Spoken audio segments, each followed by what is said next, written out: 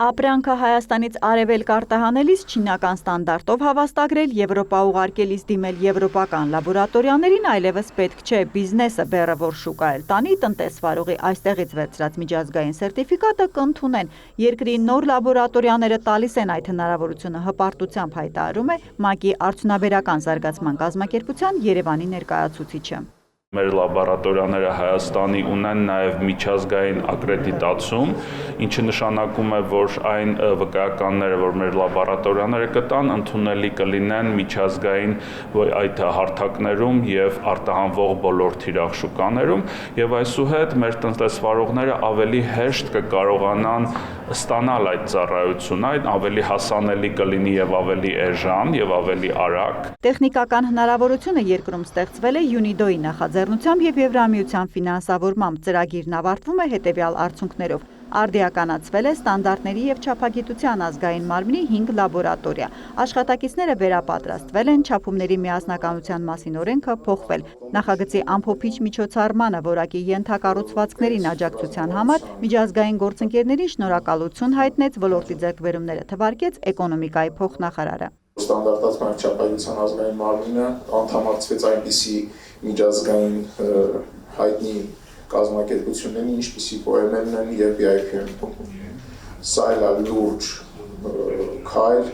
որակի ենթակառուցվածքների լավացման առումով, ճանաչելիության առումով։ Եվրամիությունն այս նախագծին 4 միլիոն եվրո է հատկացրել, որպեսզի գնաց ապրանքի որակի հետ կապված հայաստանյան սպառողն իրեն խաբված չզգա։ Բիզնեսի համար հեշտանա արտահանման գործընթացը, արտադրությունը մրցունակ դառնա, երկիրը շահի, տնտեսության եւ շուկաների դիվերսիֆիկացումից հայտարարեց Եվրամիության պատվիրակը։ Հայաստանը փոքր երկիր է եւ պարզ է, որ Եվրամիության ստանդարտներին համապատասխան նման ենթակառուցվածք ստեղծելը պետության համար լուրջ մարտահրավեր էր, բայց սա ՍԵՊԱ-ով ամրագրված պարտավորություն է, ինչի ապահովման արդյունքում կնվազեն տարատեսակ փորձարկումների եւ ստանդարտացման ուղղությամբ կատարվող ծախսերը։ Ֆրանկ Հեսը շտապեց տեղեկացնել նաև, որ Բրյուսելը Հայաստանին բյուջետային աջակցություններ է տալիս, համաձայնագիրն այս հինգշաբթի կստորագրվի։ Շնորհավորում եմ երկրի սահմանած հավակնոտ նպատակին հասնելու համար եւ թույլ տվեք այն կապեմ իմ սիրած թեմայի՝ խաղաղության հետ, ասաց ՄԱԿ-ի մշտական համակարգողը։